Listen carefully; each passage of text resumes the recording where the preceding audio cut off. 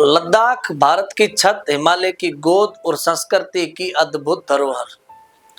लेकिन इन पहाड़ों के बीच खड़ा है एक ऐसा शख्स जिसने अपनी सोच और संघर्ष से लद्दाख ही नहीं पूरे भारत को रास्ता दिखाया।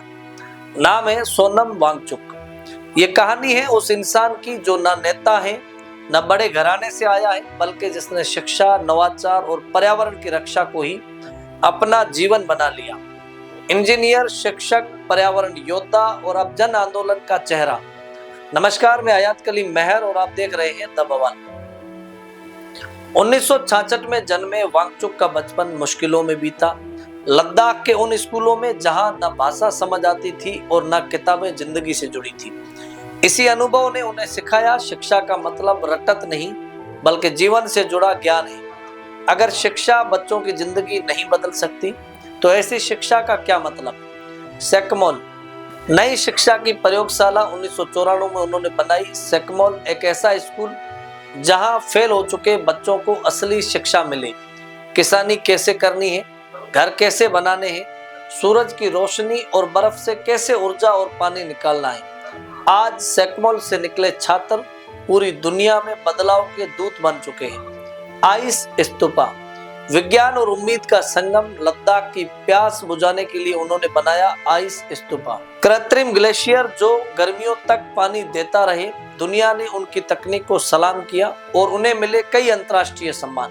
लेकिन वांगचुक का असली संघर्ष आज है लद्दाख की नदियों और पहाड़ों को खनन कंपनियों से बचाने का, स्थानीय आदिवासी समाज को उनका संवैधानिक हक दिलाने का और लद्दाख को संविधान की 6 शेड्यूल में शामिल कराने का। उनका कहना है, अगर हिमालय बचेगा तभी हिंदुस्तान बचेगा। यह चेतावनी है क्योंकि हिमालय से ही नदियां निकलती हैं, खेत सींचे जाते हैं और करोड़ों लोगों की प्यास बुझती है। राष्ट्रीय और अंतर्राष्ट्रीय पहचान, उनकी सोच और काम ने उन्हें Rolex award, Ramon Magsaysay award जैसे सम्मान दिलाए। फिल्म 3 इडियट के फुनसुक वांगडू का किरदार भी उन्हीं से प्रेरित था। लेकिन असली पहचान वांगचुक को इसलिए नहीं मिली कि उन्होंने आविष्कार किए, बल्कि इसलिए कि उन्होंने इंसान और प्रकृति के रिश्ते को बचाने की लड़ाई लड़ी। जब आवाज दबाई गई, शांतिपूर्ण भूख हड़ताल कर रहे सोनम वांगचुक को सरकार ने गिरफ्तार कर लिया। एक ऐसे शख्स को जिसने न हिंसा की, न सत्ता के खिलाफ विद्रोह, सिर्फ अपने पर्यावरण और लोगों के हक की आवाज उठाई।